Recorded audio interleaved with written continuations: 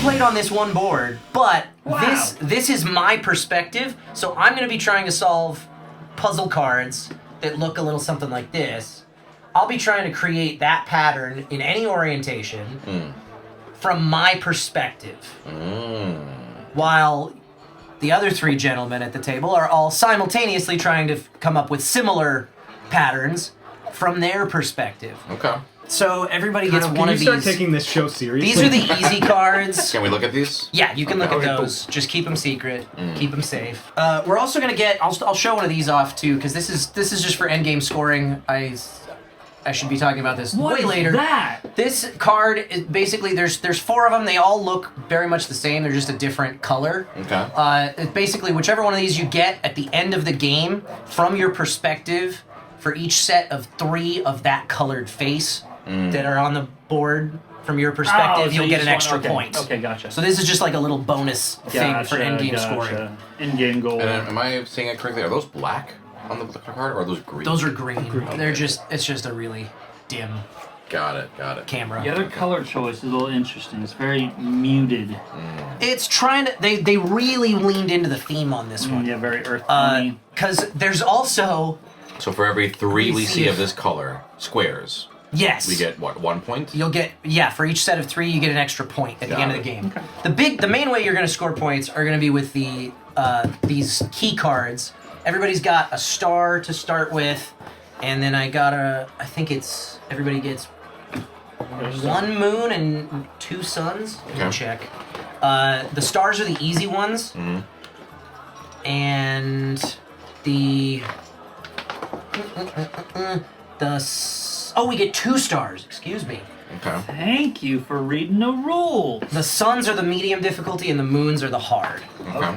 So these are the easy ones, and they're the only easy ones you'll get for the entire game. Okay. Wait. We'll see about that. What is this? Oh, never mind. We're fine. And everybody gets 1 sun, which are medium, and everybody gets 1 moon, which are hard. You will be able to get more of the suns and moons as we play. Okay, now setup is done. So I'm guessing stars are worth 1 point, suns are worth 2, and moons are worth 4? I'm not sure if there's a set scoring for suns and moons. They may vary in point values. Based on the thing. But there's a number on the card that tells you how many points I see. The card is worth if you solve that puzzle from your perspective. So, the game's played. We take turns. On your turn, you get 1 action. You can choose with your action to either excavate an entire row or column of blocks from the excavation site. Yeah. When you do, you'll refill with new blocks from the bag, blind draw, and you always go in numerical order. So that's 1, 2, 3. They're weird little dot things. Where? What do you? These dots. Oh, on the. 1, 2, 3, 4, 5, 6, 1, 2, 3, 4, 7, 5, 8, 6, 7, 8. Ah. Yeah. Okay. So when you're filling new blocks in, you always go in numerical order from whatever row or column you drew from. Sure. And that's your turn on the excavate action. You can also take a placement action, which is to... there's a limit of 7 blocks in your supply. Okay. If you get more than 7, you got to discard stuff back into the bag. Okay. Or you can take a placement action where you take one of the blocks from your supply and place it on the board. Placement rules are indicated with these weird hieroglyphics along the side lip of the board. Okay, I'm looking. So I see that first one there is you got to like the gold is the one you're placing, and then the kind of faded out one is already on the board. Sure. You got to place with a corner touching an existing corner. Okay. That's that first rule. Okay. The second rule is, or you can place it face to face. Sure. But if you do that, the highest face of the block you're placing has to be higher than the highest face of anything it's touching. Does that make sense? So like if this is on the board, Okay. and you want to place this guy, Yeah. you can't do this Okay. because it's lower than the highest face here. So you'd have to put it on. You'd top. have to put it there, or you'd have to put it on a corner. If it's on a corner, you're clear. Could you do this? You stack them? You can also stack them. You can't do that because It's not higher. the third rule is Oh, bridges. And you can do a bridge if it's completely level, but both ends have to be supported. Okay. You can't do any overhangs. But Okay. so you could like just stack it though, like But you straight and up you on can there. you can always stack on top. Okay.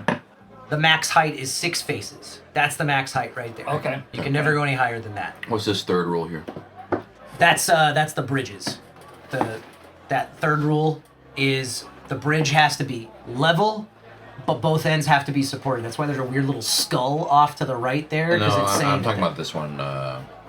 Maybe they're in different orders. That's the height. That's the height thing. It has to That's- be. Oh. Yeah, that's all part of that second rule. Got it. Okay. I don't remember where these were. Just has to be equal to or higher The other than way. has to be higher. It Not has equal to be to, has to higher. be higher than any face it's touching. I see. Than the highest face of the block it's touching, I should say. So, like, if this guy's here and I want to place this here, Can't do that. I can't do that because Right. the highest face is there. But you could tweak it But I like can do you, that. you could do like that. But you can place it corner to corner and then it doesn't matter. Sure. Okay. Cool. Makes sense. So, and then from your perspective, you are trying to arrange. Once you've placed, you can then look at all your cards, your key cards, and see if the block that you just placed then contributes to any orientation of those cards. So, If you have a match. yeah, if you have a match to this pattern, if there's blank space, that just means that can be anything. That can be empty, that can have other blocks in it, it doesn't matter. But somewhere on the board, you would have to have 3 green and 3 brown, 1 space apart. Okay. And, or you could turn it to the side and then they could have something in between them stacked. Could green be That in the way. middle between those two? Could it be the middle? Because you said other colors, but could Yes, there could be anything in the middle. Anything? Doesn't matter. Anything in the Got middle it. does not matter. Got it. So you can turn that in any orientation to solve it, but whatever you just placed has to contribute to the card in order for you to cash it in. And that's... These are one-time use, right? I can't sit there and get points off the same thing. No. Once you've fulfilled a card, you reveal it, place it face up on the table in front of you, then draw a new one from either the sun or moon stack. And you can choose regardless of what you... Yeah, it doesn't matter. You can just decide if you want to go big or go a little easier. Okay.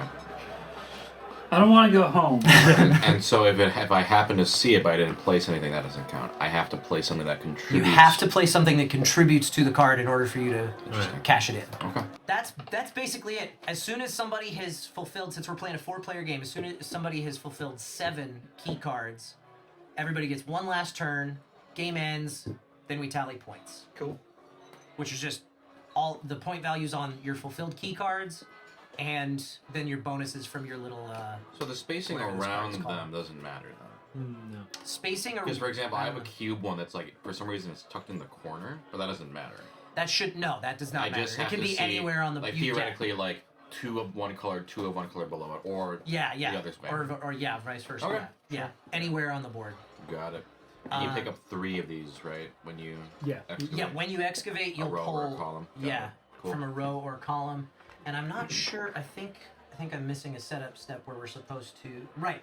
Going counterclockwise, the player to the right of the starting player draws all 3 blocks from any row or column on the excavation yard. So Dustin is starting player, which means SungWon gets the first draw from the excavation site. Hey, thanks for hanging out. If you want to spend more time with us, do us a favor. Hit that like button, hit that subscribe button, and most importantly, head on over to twitch.tv/BNB Tabletop and give us a follow there. We play board games live every Sunday night at 5 p.m. Pacific Time on a show we call The Board and Barrel. And we like to keep things interactive.